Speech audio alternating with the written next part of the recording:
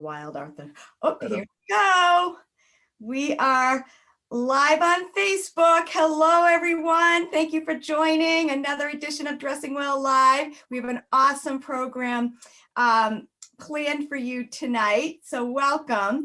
A couple of announcements at the top of the hour before we get into our program is we thank you so much for coming last week. That was so fun, and I'm pleased to announce that we have almost filled the third 90 Days to Stellar Style. It kicks off Monday night, and we still have 2 spots available. So I am going to be at my desk all day tomorrow, and I would love to talk to anybody that might be interested. It is an awesome program. I think you heard that from the participants last week, and it's going so well that we just decided to launch a summer program, which we're going to kick off on June 14th. There's a lot of people that said, do you have a summer program? That's a better time for me. So we just decided to do that.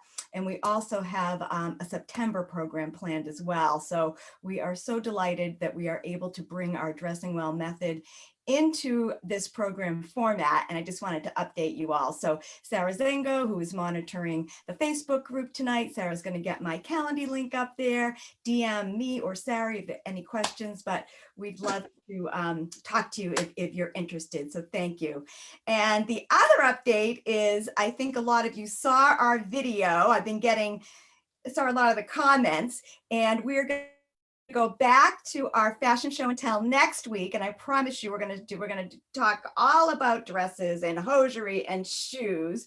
But the 3 questions that came in that I will answer tonight before we bring on our very special guest is, with somebody said, when's too early to go bare-legged? And some of the new dresses that are out there, they've got asymmetrical hems, they're longer, so it does allow you to go without hosiery a little bit quicker. And again, we'll explain all that next week in detail.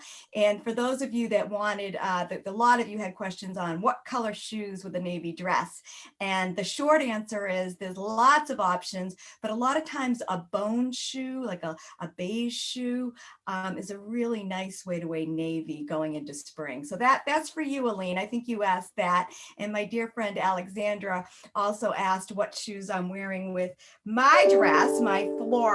And right now I've got little ballet flats on, but as we go into warm weather, I've got this really nice blush sandal that I'll be wearing for it. So those are my fashion show and tell and my Q&As. And we had a couple of questions come in on fabric care, which Arthur will be answering for us at the end of our program tonight. But without further ado, I want to introduce you all to my very good friend, Arthur Anton. And, I was thinking it's April. Oh, my goodness. I always see Arthur in April before COVID got in the way. Arthur and I stood shoulder to shoulder for 15 years at Belle of the Ball. Arthur and I were the first. There's not too many of us left, Arthur, but Arthur and I were the ones that were there on day one, have really seen this program evolve. And Arthur and I have developed such a great friendship over the years. He is such a friend to our company, to our firm, to our clients. Whenever I have a question on any kind of fabric care or any kind of dry cleaning question, if we need a gift certificate for our foundation or for some of the charity events that we're involved with, I just call Arthur, and it's always a big yes with such a positive energy. And when I thought about April and Belle of the Ball and not seeing all those beautiful faces, and I know Sarah Zengo, who's monitoring the chat, Sarah's been there for almost as many years as I have been. Sarah can share some of her stories, but it's one of the best days of the year for us. So I thought, why don't I invite Arthur in? You're only our second male guest, Arthur. I want you all to know both of our guys have worn ties, which I love, but I wanted to just introduce you to Arthur, and I thought, I got to catch up with Arthur. It's April. Why don't I catch up with him, with all of you, and share his remarkable story, his family story, and give you some inspiration about perhaps building a culture of giving in your own family and your own businesses, because not only does it impact people, it really makes you feel good. So I will start. Hello, Arthur. Say hello to our wonderful community. Hello, everybody. Thanks, Mary Lou, for having me. Oh, you're very welcome. I thought we'd just really dive into it. Okay. Can you give us, and I did a lot of reading on your company getting ready for the program tonight. Can you give us just like the background on Anton's over 100 years, your third generation, like the Correct. story and what it's like growing up in a family business and what it's like and what the responsibility actually of being the people that are bringing it, moving it forward in this with the new generation. Well, my grandfather was an immigrant from Greece, and he was a tailor by trade, and he came to Ellis Island, not speaking any English, and they put a tag on him and sent him to Lowell, Mass, where there were mills up there, and he at one point just worked in the mills. And one year I think he made pants. Other years he made something. I think it was vests, and then he started his own tailoring business. And then from there, he went to, oh my God, the local phone's ringing in the back where we have home phones. Okay. Sorry. Anyway, so he started that, and then he built it, had one dry cleaning plant in Lowell, Mass. And then he had 4 boys, but 3 of them took over the company and grew it to make it. They wanted to go cross country at the time, and they wanted to go big. And so, and except in the 1960s, 1/3 of the dry cleaners went out of business with polyester. So we were down in Washington, D.C. and Virginia and Ohio, and we were growing like gangbusters. And then we sort of consolidated. But my father and uncle basically ran the business, and my brother and I have taken it over since then. And it's been a great journey to be in a family business. It's really special to have worked with my dad and my uncle very closely for all the years, even though they both passed away now. My dad passed away last July, and my uncle has been passed away 10 years ago. But like I said, it was a great experience to be in a family business. Great. And I've had the pleasure of meeting your father, Yeah. just a remarkable man. And tell us a little bit about how you were mentored by, I know you were very close to your uncle as well. Yeah.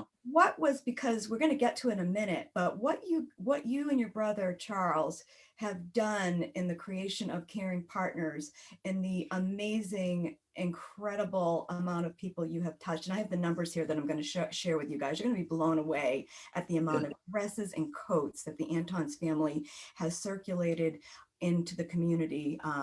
Especially this year, the coats numbers are crazy. Yeah, it's what is that like? Like, what was the what messages did you get growing up, and how do you carry it forward? I mean, I remember my grandfather was in the Lions Club, and he was always helping out in the community and always giving back. And my dad did the same thing. He was on the board of Lowell General Hospital. He was on, Rotary. He was in the Chamber of Commerce. He did anything he could help with the community. And so I grew up knowing that and seeing that my whole life. And so when I got involved with the business, I always was on boards of the Merrimack Repertory Theater, at Lowell General Hospital. My brother was on Lowell General, and a place called House of Hope was a shelter. And so I've always given back, and I always felt that was important to do. It's very fulfilling for me in my life. And then at one point we thought, Coats for Kids came about. There was a company in Colorado that did Coats for Colorado, and they did a big event one day, and we looked at it for several years, and then we sort of took that idea of Coats for Kids and we turned it into our own idea, where we would collect coats from all our locations, from all of our customers, and then we would distribute them throughout the state. And the first year we were so excited, we partnered with the Bruins and we did 2,000 coats. And we thought, oh my God, we got 2,000 coats, this is great. Well, at our height, we last year we did 35,000 coats in a year. And we at one point that number, 35,000 coats. I mean, and so we've grown and grown. And part of that growth was through getting schools involved. And the schools involvement, I thought, is so amazing, because you get young kids to understand philanthropy, to give back, and they really understand giving a coat off their back to a kid that doesn't have a coat. If they're in another charity, they're running, selling cookies or running a race or something, but they don't really get it. This really, I think, is so powerful for these kids to understand what giving back is. So that's how the Coats for Kids started. So that was our sort of a winter thing, and we're in the cleaning business, so it was for us it was easy for us to get coats in and clean them and distribute them. And so we kept growing and growing and growing. And last year was a challenge because there were more people in need, but a lot of places weren't open to get the coats out there or get us the coats, and people weren't coming in. Our business has been down, but people weren't coming in. But we extended our program this year because of the fact that we are not going to do our Belle of the Ball event. I mean, it was a little over a year ago. We're in March. We had our board meeting the first weekend in March. The first, I think it was the first Tuesday. And the next week, everything closed down. We were at the Hines. We had 1,000 girls signed up. It was going to be our biggest event ever. We had a red carpet. It was going to be amazing. And then everything shut down. Mary Lou, I remember getting a call from Mary Lou. Maybe I think we might have to cancel. I said, maybe we can hold off a few more days before we decide. I was trying to be optimistic, and then, as we know, the world changed. So the dress event at Belle of the Ball has been amazing. Mary Lou, from the very beginning, was there when we had 100 girls who showed up the first year at Simmons College, and Mary Lou was the best because she would always take on the difficult, challenging women to find a dress. Because these young women would come in, and some of them would be a little skeptical, have a sour face, and then we had lines and lines of dresses, and they say, I didn't find anything. And then Mary Lou would say, look at their body type, and she's the expert on this, and say, this type will fit you. And these girls would suddenly put something on they didn't want to try on, and the next second they would be beaming. And I would be like, Mary Lou, you did it again. I mean, she always came through, and she was our problem solver. Most of our girls had shoppers that would go around, but Mary Lou and her team really solved those difficult problems of people who were not comfortable. I mean, as we know, we would ask people, what size are you? That was the first question. And most of the young women had no clue, because they shop small, medium, large. Yep. So they had no clue when there's a size 10, 12, 14, they had no clue. But Mary Lou would very good to educate all the shoppers of how to figure out, I think of size the them things up. that we've done here, obviously Belle of the Ball, and Sarah's on the call, and Sarah's been a huge part of it. June Tarter's on the line too. Say hello to June. June and I were there day one with Arthur. It was kind of the three of us. We were the three musketeers. We didn't know what we were doing. But and I think to your point, Arthur, I think one of the proudest moments for me at Belle was the year that we really got the training down. Yep. And I wrote a training program, and Arthur and I are still delivering it. And basically what I did is I said, let's treat all of these young women and the personal shoppers like they work for Dressing Well. And we gave them all the subtle nuance. Like, you don't ask the size, you do some icebreakers, you say hello, you say, right, what does your dream dress look like? There's so many ways to engage them. But yes, I usually have to wait. I know that my first call is going to come right around 11. The event starts at 10, and I get ready. And I think I'm going to have Mary show some pictures. But when we come back from the pictures, I want to ask Arthur, because I'm just so curious, like, what are some of his memorable moments? Coats is awesome. Coats for Kids. And you heard those numbers. I'm going to share the numbers too. Coats for Kids, I'm on the board. So a lot of this is awesome to hear Arthur share. I hadn't heard these numbers yet, but I think what separates Belle and Coats is just this awesome executed event, and we don't really get to see the kids.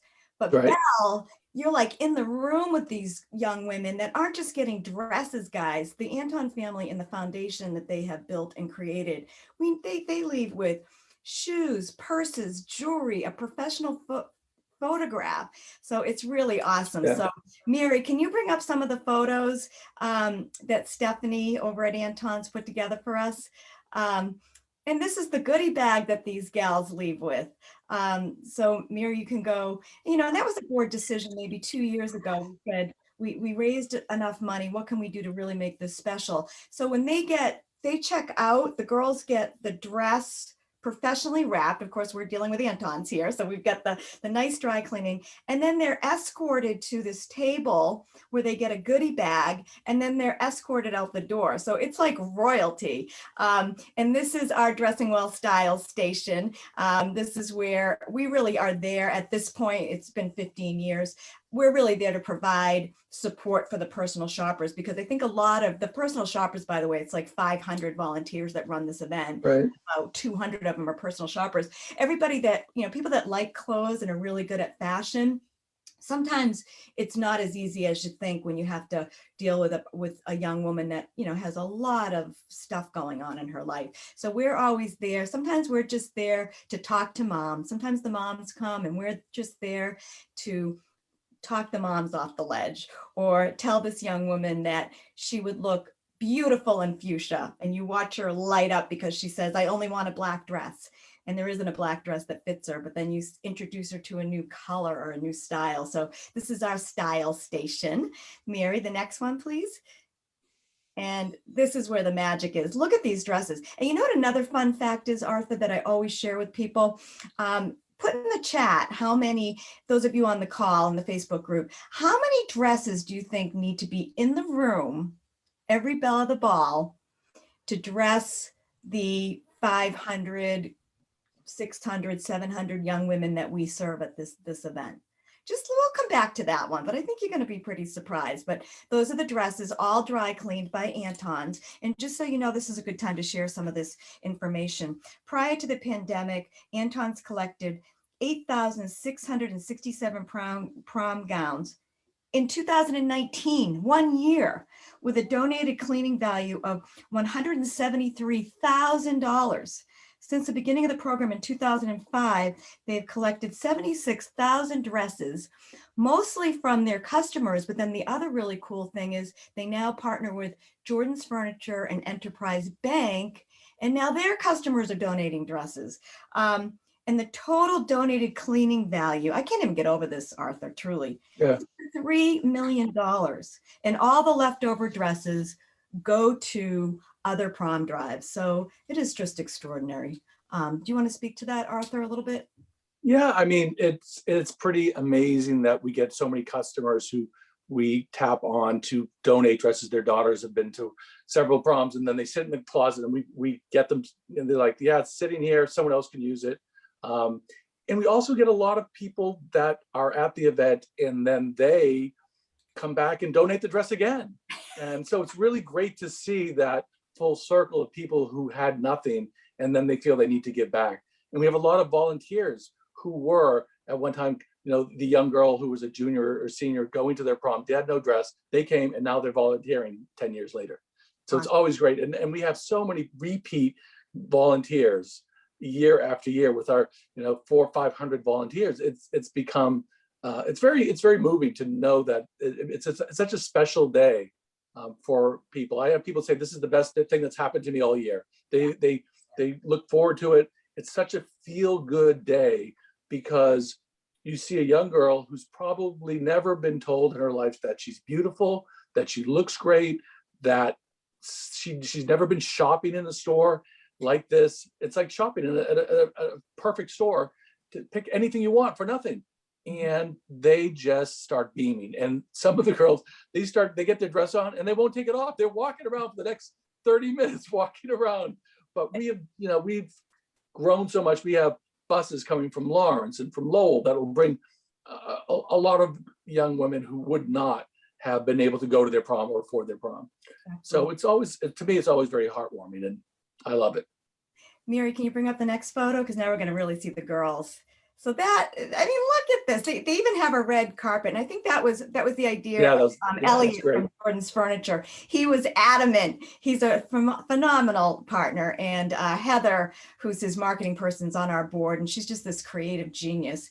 And all of a sudden, one year we walked in and there's a red carpet with photographers. And then the next year, another board member was involved with a repertoire theater company. And they said, let's get some of the kids from the school to come and act like paparazzi. So like the next year, there was like these kids running around. It was so fun. It was so much fun. And the girls were loving it. They were loving it. They were really eating up going down a red carpet. Imagine that as a junior, senior in high school. You're just, it just blows me away still to see that every year. Okay, Mary, can we see the next one? There's another one. And you can see some of the, just how much love and care. goes into this event. I mean, they leave with a professional photo. Some of them have never had a photo taken like this before. And to Arthur's point, it's just incredible when they give you hugs. And there's maybe in 15 years I've been doing it, I can count on one hand a girl that left without a dress, and it wasn't because it wasn't a dress for her. It was just she was having a bad day. The rest of them leave like this young woman. And I really believe that, yes, it's about a dress that day, but it's about showing kindness and it's giving confidence, and you see it. Oh yeah, you feel that. I mean, I have more shoppers who say to me that they share their emails or phone numbers with these young women that they've never met before, and they're like, I'm going to send you my prom. When I'm on my prom, I'm going to send you my picture, and please do. And they become friends over this. And my daughter was a shopper for a few years, and she said she really bonded with some of these young girls and say, oh, that's so it's that whole experience that these young girls get that they've never had. And that, I mean, Elliot from Jordan's is there every year, and his wife has been a personal shopper. And Elliot and I every year look at each other, and at one point we just both start to cry. Like we can't look at each other because we start to cry. But there've been some years where it's very emotional. I had a mother say, my husband lost his job. It's really tough times, and I have two girls here, and she looked at me and she starts to cry. And then the girls are looking at her and they start to cry. Then I start to cry. I was like, but it is true emotion of sincere people thinking, thank you, because my daughter, this experience of a prom, they would never have gone through. And when we first started this, my daughter was very young. And I saw her go through her prom. And again, I remember how important it was, that moment where she said, I need to get a new dress. And she had junior and senior prom, and I was like, didn't you have a dress last year? But again, I understand they want a new dress, and it's so important, and it's so building their confidence as a young woman. I think it's so important as a prom. And I never really got it the first few years we were doing it, but as this grew, I became more aware of how important it was, and that's why we continue to do it. Okay, Mary, can we see the next one? Yep, there are 3 more. I mean, look at these dresses, guys. I mean, I'm always amazed too. Like I know clothes. Like there's been dresses in there, and Arthur and I go through and we have a lot of fun. There's been like $3,000 dresses that come and they're all professionally dry cleaned. They're all racked. I mean, and maybe you can speak to this. We don't have too much time left, Arthur, but over the years, I really believe my job is to support the personal shoppers now. I mean, I really believe that's why I'm there. I walk around, and Kathy Smith on our team has done it. June Tarter has done it. Sarah, of course, is still doing it with me. Mary McNally will be introduced to it next year because it's just amazing. But talk about the logistics that go into the day. Yeah, it's amazing because we have vans that come in, and we're now at Heinz Auditorium, which is so much easier for us because we drive right into the space. We have vans coming every 20 minutes, and 5 or 6 vans loaded with gowns, and then we take those off. Volunteers are there. They then separate all the gowns into sizes. So then once they have them in sizes, then we separate them into colors, and then we put them on different racks, and then we sort of space them all out. And it is, we have it down, but it's a lot of work to get it down. I mean, the best thing about Caring Partners that's happened is that since we started is that the money we get from Enterprise Bank and from donations, we are able to buy the extra large dresses, which we always ran out of. Mary Lou we should be like, we have 20 racks of 6 and 8 and 10, and then you have one rack of 12, 24 plus. And we have a lot of young women that are in that 20 plus, 18 plus. Right. And so now we are able to purchase those off season. And that has made a huge difference to that. And we purchase all the pocketbooks and shoes and necklaces. And, so with Mary Lou's advice, she says, Mary, is this what we should do? She's like, yes, this is in this year. go with just the silver, black, or gold. I'm like, okay, got it. It's always, and the other thing is the other thing is for those of you that have been in our world for a little bit, maybe Sarah can throw up our foundation link in the chat. There's some more, we have some great pictures of Belle, but we started our foundation is 4 years old this month. So April's just a big month for us. But when we started our own foundation, one of the reasons why I did it was I'm involved with primarily three organizations, Belle being a big piece of what we do. But to Arthur's point, I thought, wouldn't it be cool if we could provide money, like we could give our time, and we're happy to. But for the last couple of years, we have raised money and to buy the plus size dresses. And it's such a joy to me because I give the foundation checks. So it's like a lot of our money's coming from our clients. So it's a great way to pay it forward. But even now, Arthur, like the first year I went out and bought it, but now people on Arthur's team go out and buy those dresses. And it's so fun to purchase dresses that it's also part of the gift is to allow them. They go to David's Bridal and I get such a kick out of it because they negotiate down to like the penny. So they take the money that we give and they get, I think last year they bought 25 plus size dresses, which was awesome. So Mary, let's see the next picture. And the old plus size dresses used to be just sort of bridesmaids dresses. Yeah, these are now real. These are now real dresses. Oh, these are coats. Okay, and then always, one other thing I would always say, because this is what happens when you hook up with the Anton family. I would get really nervous towards the end of the event because the women that come in the morning have all, there's more to choose from. And then in the afternoon, it starts to get a little bit tight with the plus size dresses. And honest to goodness, we always find one. Like just when I think there's no more plus size dresses for this one young woman, it magically appears. So there's so much good karma in this event, that it's just so fun. So before we get to coats and close out the program, Arthur, tell them how many dresses are in the room to dress the 500 to 600. I think we have, I think what, 4,000 dresses that we had about last time. Yeah. I think 3,000 to 4,000. I mean, it's crazy. Yeah, about 4,000. And so it's and some of those poofy ones take up a lot of room, so it's hard to get all of those dresses in. But we manage. We have worked it out with more and more volunteers and of our staff that comes in and helps make it happen. But every year I go through the dresses personally when when they're in the stores before they get on the trucks, and I'm like. And after a while, like, no, these are too bridesmaidsy. We need real dresses that people want to wear. And through Mary Lou's help, I'm like, I actually sometimes will take pictures. And sometimes short, I'd be like, Mary Lou, this is too short. What do you think? And she goes, no, this is in this year. That's what they want. And I say, everybody's gonna be good at something, Arthur. That's my calling, is to tell you what's in with the dresses. But we've got about 3 minutes left and a couple of announcements. Sarah is doing a great job over in that chat. If there's any questions for Arthur, Sarah, send them over to me and I'll make sure I ask them. But Arthur's also donated 2 $50 gift certificates to Anton's. We always have raffles on our call, so thank you.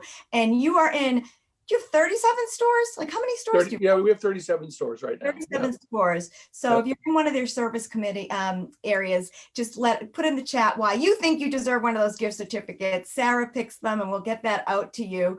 And if you would like to make a donation to Caring Partners, Sarah is sharing all the links. I will personally attest that money goes directly to this event. Anton's takes care of all the expense, the overhead. We have no overhead.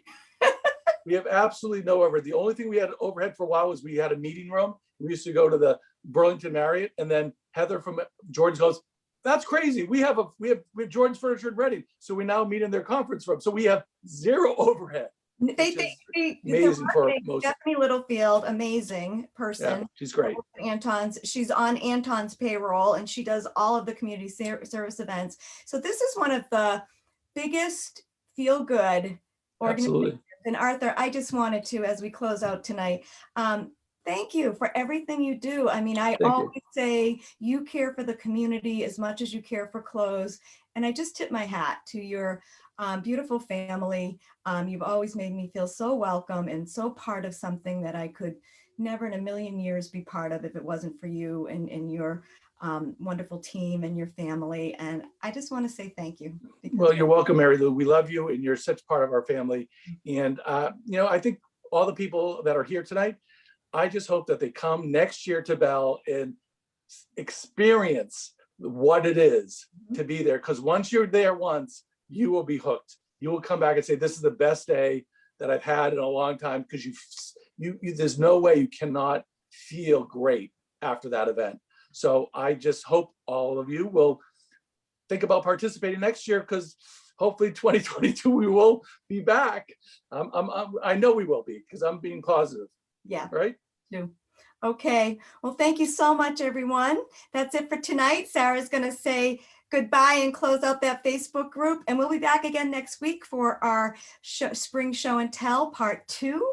And we're going to really carry the dress. It's going to be all about dresses for the month of April. We're kicking it off with the most important gift of the dress, which is confidence to young women. And we're going to go all the way through and inspire confidence and style for all of you as well. So thanks, everyone. We'll see you again next week. See you later. Bye-bye. Thanks, Mary Lou. Okay. Bye, Arthur.